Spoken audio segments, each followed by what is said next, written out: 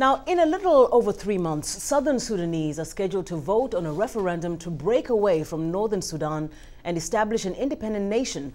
Activists from the United States and Sudan's Darfur region gathered in Washington this week to discuss the run-up to the vote. Kimberly Russell has that story. American Jewish World Service. Several nonprofit groups, including the American Jewish World Service and the Enough Project, organized the forum to analyze the situation in Sudan. Osman Humaida is a longtime activist for human rights in Africa. He says involvement by the United States and the international community will help resolve the challenges in Sudan.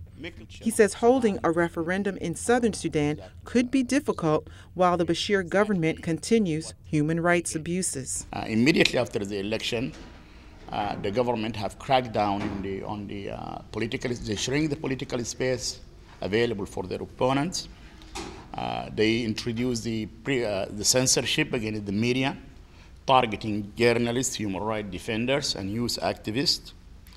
And we are back to square one in the early 90s, which is a situation where many of the human rights defenders, journalists, and activists has been forced to leave the country to different parts of the world, including in the U.S. Mr. Humaida says accountability is another issue facing Sudan.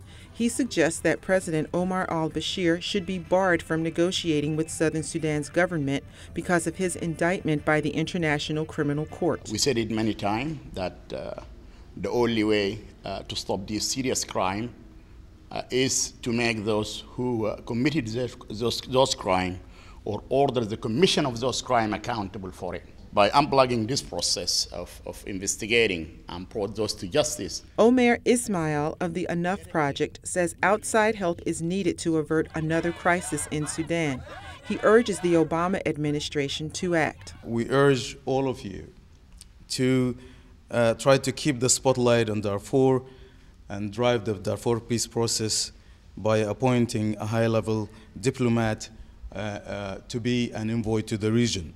That person can work within the available team of general aggression. In short, we are looking for a liman for Darfur. Mr. Ismail calls on Sudan's government to allow relief organizations more access to people displaced by violence in Darfur.